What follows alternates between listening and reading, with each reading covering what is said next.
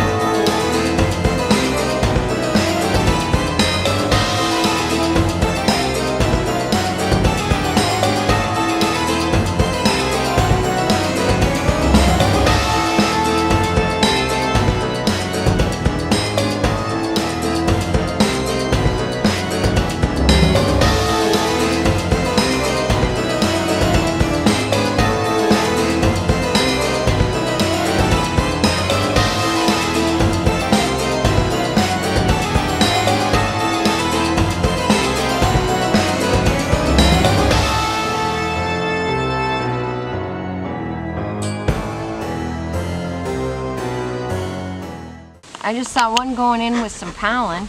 Don't ask me where they're getting it, because there's not a whole lot going on anymore.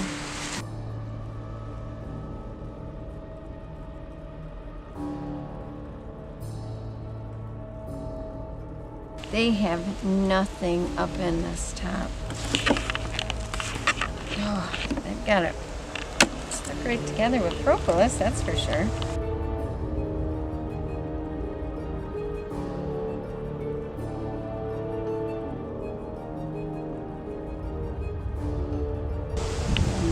Swarmed when I didn't know.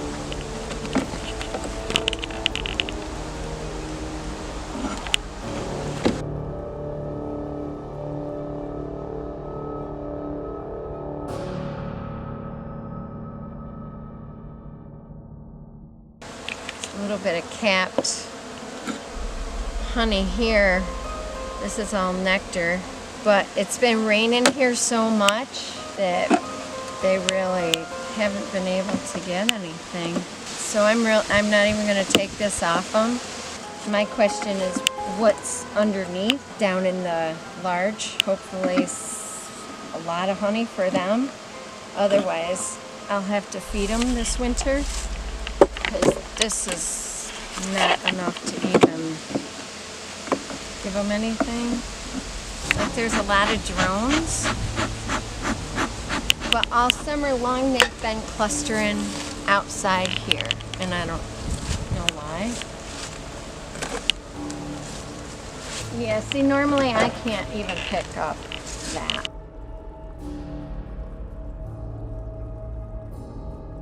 Really hope they have a lot of honey in this part. And I'm probably going to close that off. This right here is propolis. See how it's... What they do is they close up any gap in their hive to help keep the heat in. People eat that, and I guess it's supposed to be really good for you. I don't know. I've never eaten it. So I'm just going to see what they have down here.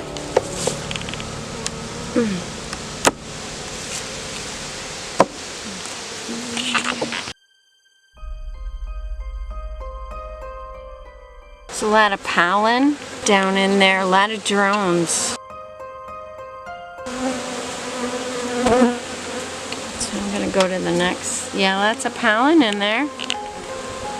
But I don't like that there's so many drones.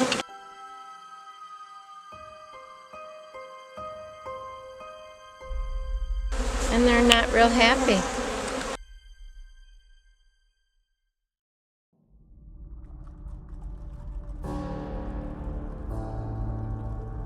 either queenless or getting ready to swarm, is what I would think. Or they swarmed when I wasn't paying attention, like when I was working or something. Yeah, they're all drones. Yeah, I'm wondering if they swarmed. Well, I'm just gonna let them do what they gotta do. Yeah, I don't know what's gonna happen with these girls. They're not happy, I know that much.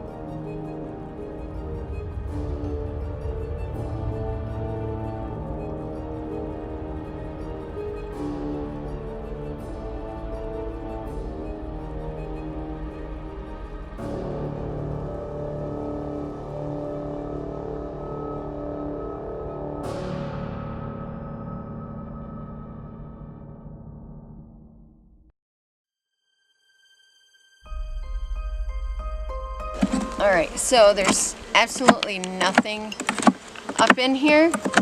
So I'm just gonna take this off because it's empty.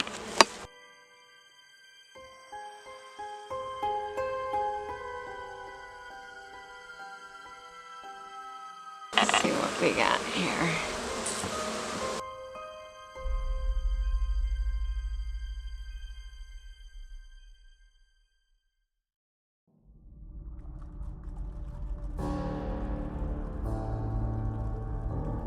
That's a nectar. It's considered honey once it's capped off. Before it's capped off, it's considered nectar. So this stage, it's still too wet, so you can't extract this because it'll ferment because there's too much moisture in it.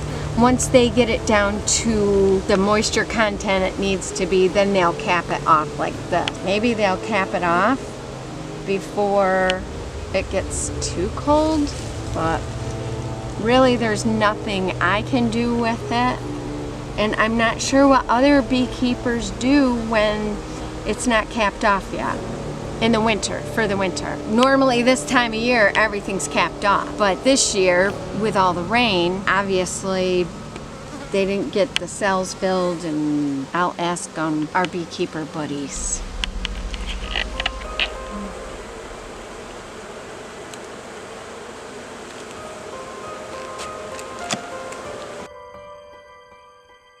Broke that.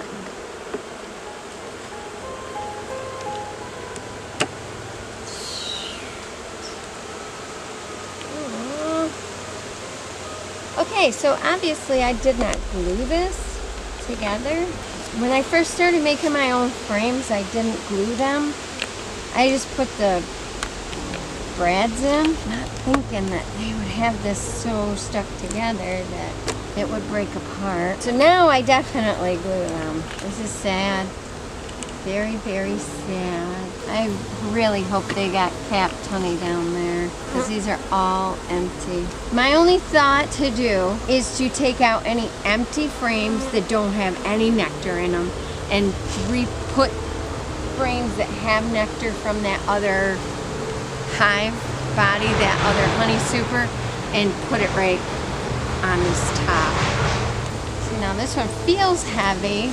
There's a lot of nectar here and here. This one, they've got a lot of it capped, but here's not, and I'm afraid that would ferment. They say 80% capped is good, but that seems a little bit more than 80% to me. Now see, that's nice and capped off.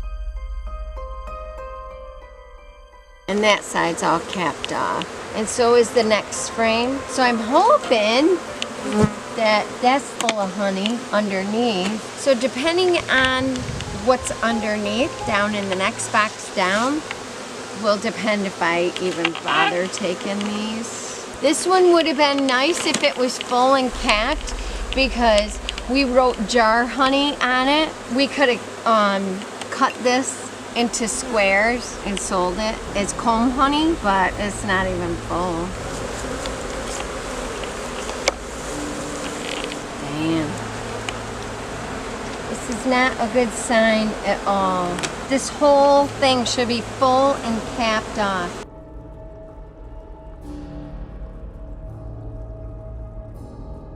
Hi, Candy here with Bees and Brews. So today it's looking like fall around here. The leaves are falling and I'm going to be taste testing this Southern Tier Brewing Company Pumpkin Imperial Pumpkin Ale. And it says it is pumpkin pie in a glass. Oh, I'm so excited. Everybody that's into pumpkin right now, hopefully it's as good as it sounds. So anyways, this company is in Lakewood, New York, and they bought their equipment from Old Saddleback Brewing Company in Pittsfield, Massachusetts. In 2002 is when they bought that. And then in 2003, they started making small batches and distributing it locally. After that, 2005, they expanded to most of New York and Pennsylvania. 2009, they just went crazy. They exploded in sales and they had to build a new 20,000 square foot building to keep up with everything, and that is on that same property. If you'd like to know more information, they have a website that has a lot of information. It's stvcbeer.com. This beer also is an 8.6 by volume, and it's a seasonal beer, so I'm not sure how long it's going to be out. I'm not sure how much is available out there, but I'm really interested in trying it and seeing how good it is. Let's give it a try. I always like trying new beers, especially this time of year. There's so many new beers out right now. Look at that color.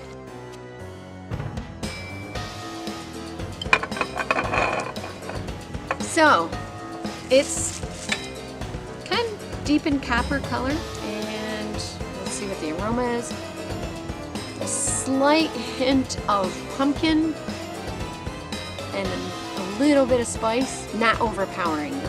Let's see what this is. Wow, it's pumpkin pie in a glass. They are not kidding you. Oh my gosh, it is like, wow. So I can taste like cloves, a little bit of vanilla. Usually I gotta take like 2 or 3 tastes before I notice, you know, I get the real full flavor of it, but not this. This is awesome. Oh yeah, the vanilla, I don't know, I'm tasting the cloves, and it's probably the pumpkin pie spice maybe, because I know the spice usually has like cloves and nutmeg. Ooh, nutmeg. Ooh. That's on my palate now too. And vanilla. I can taste vanilla. Wow, it is so good. And it's not like a sicky, sweet, pumpkin-y kind of taste. It's really nice. Ooh, sitting by a crackling fire drinking this. Ah, that'd be great. I should have the fire pit going right now. Bitterness. It doesn't taste real bitter to me. Yeah, it doesn't taste very bitter to me. So I'd give it like a moderate bitterness to it. And it's kind of medium to light body to it. It doesn't taste real heavy or anything like that. So yeah, I highly recommend this Southern Tier Brewing Company Pumking Ale. It's pretty good. It's really, really good. And look, they got little pumpkins on the boxes. That one is so cute with this stack of pumpkins. This came in a 4-pack, 4 12-ounce bottles. Give it a try. I'm sure you'll like it as much as I do. Drink up, but be responsible when you're doing it. Don't be drinking and driving. Get a designated driver. And oh, I'm supposed to say too, click the like button, subscribe, hit the bell, and every time we have a video out, you're going to get alerted and you can watch my silly videos. Oh, I'm not endorsed by any of these companies. I just like trying their beer. So, enjoy your pumpkin spice for the fall and enjoy the leaves changing. Have a great day.